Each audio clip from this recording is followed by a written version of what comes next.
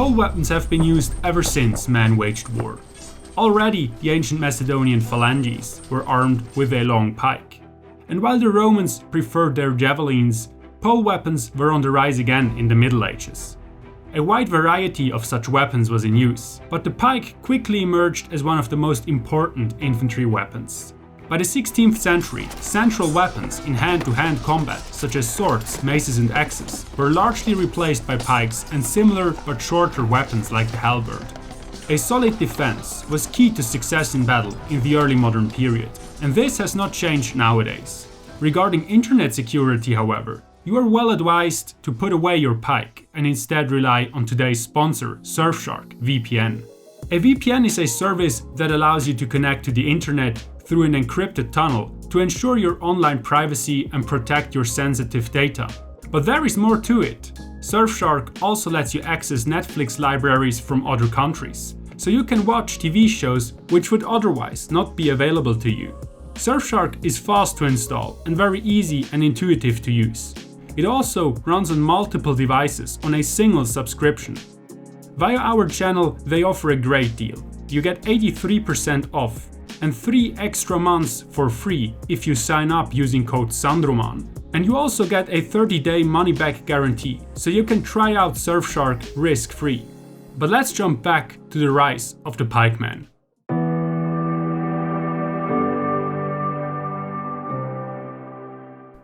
According to VOLKER SCHMIDTCHEN, an expert on medieval warfare, huge squares of infantry gradually gained tactical significance in the 14th century.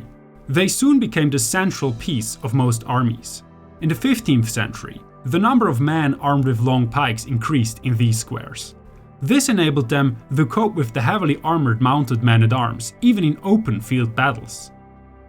While the pike was used all over Europe, for example by the Scots or the Flemish, to name but a few, the Swiss were the first to deploy such deep pike squares regularly and successfully. In the Burgundian Wars and early on in the Italian Wars, their tactics were very successful and naturally evoked emulation. Of course, the reasons for the Swiss victories were manifold and went beyond their use of the pike. But their tactics and their weapons specifically were soon copied by the Landsknechts, the Spanish Tercios and many more. According to the historian Clifford J. Rogers, pike and shot soon entered a tactical symbiosis. Pikemen thus became more and more important in infantry formations, while handgunners slowly replaced archers and crossbowmen. But what made the pike so effective? Long pikes of up to 5.4 meters outranged the lances of Western horsemen by far, and soon proved to be the best weapon to defend against cavalry.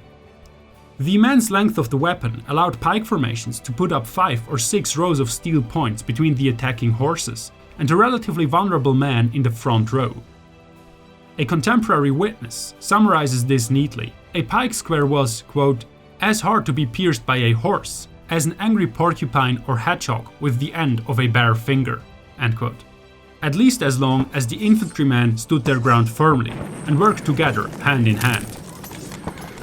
This defensive potential was not limited to fighting cavalry.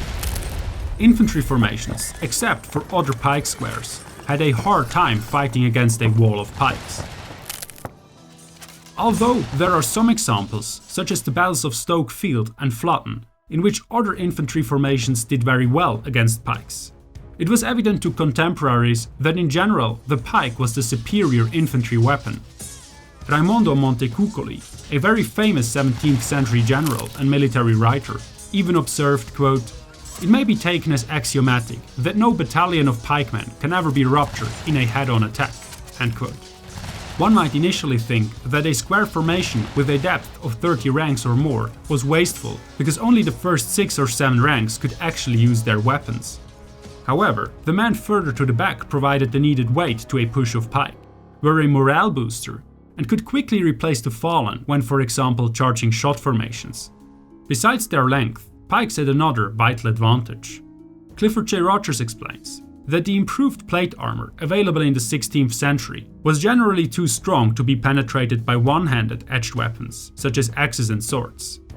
It even distributed the shock of impacts well enough to make maces largely ineffectual. In contrast, the pike, along with other two-handed weapons, focused the full force of 2 arms behind a single, very concentrated point, and did much better against steel. However, this does not mean that it cut through armor like butter. The one exception from the general tendency to replace one-handed weapons with two-handed weapons was the sword. It was retained because it was useful for both defense and attack. It could thrust through weak points, such as islets, and was a popular sidearm. Pikes require training, particularly group training, to use them well. But in contrast to archers or knights, a soldier had not to be raised and accustomed to their use from an early age. A mere fortnight's drill was considered sufficient to make a pikeman ready for service. Humphrey Barwick, another military writer of the 16th century, even mentioned a bare minimum training of 6 days for pikemen and halberdiers. But this was still a relatively low investment, both in terms of time and money, compared to the cost and years of practice required to perfect the martial skills of a man-at-arms or an archer. In a deployment of combined arms, pikes, unlike other hand-to-hand weapons, allowed a formation to protect not only itself, but also shot troops attached to it. When threatened by an attack, handgunners could kneel, roll or dive under the pikes, and even squeeze between the pikes, although manipulating an arquebus under such circumstances was very difficult. On the battlefields of the late 15th to the 17th centuries, handgunners needed this protection badly. As the historian Georg ORTENBURG explains, they could barely hope to withstand a determined attack by armored cavalry or pikemen in the open. This became ever more important as the amount of shots deployed in most Western armies grew over the 16th and 17th centuries, until about 2/3 of all infantrymen were armed with firearms. It is crucial to understand that this combination protected both the pikeman and the shot. However, pikes had their weaknesses too. Because they were so long and heavy, they were quite unwieldy, and coordinating them in a square formation was extremely demanding. The pike only became effective when deployed by a mass of well-trained and coordinated men.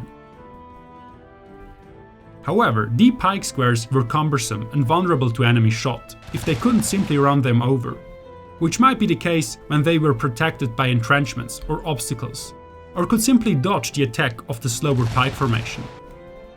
A famous example for this was the Battle of Bicocca in 1522, where the Swiss pike squares suffered a bitter defeat at the hands of the Spanish guns.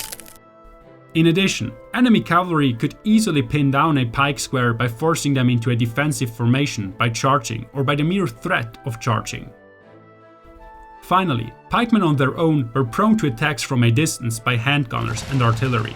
Cavalry could ride up in ranks, discharge their pistols just beyond pike reach, and then wheel to the side and retire. This tactic is referred to as the caracole. Against a pike formation without shot, this could be repeated almost indefinitely. Thus, pike and shot developed into a kind of tactical symbiosis. On one hand, handgunners needed the protection of pikemen when charged with lances or pikes. On the other hand, the pikemen needed the handgunners to protect them against the caracole and enemy handgunners. However, the effective combination of pike and shot was anything but simple. In fact, it posed a tactical problem that occupied military minds throughout the medieval and early modern times. In summary, pikes were used more and more because they provided great defensive capabilities, increased armor-piercing potential, and had a mutually beneficial relationship with the shot troops. But various other factors played into it as well. The need to equip more combatants quickly, and the relatively low price of pikes, for example. Regardless of the different solutions found to tackle the tactical problem of combining pike and shot, the pike had become the predominant weapon for hand-to-hand combat in European armies by the middle of the 16th century. However, eventually the pike too became obsolete, as it was replaced by the bayonet in the end of the 17th century.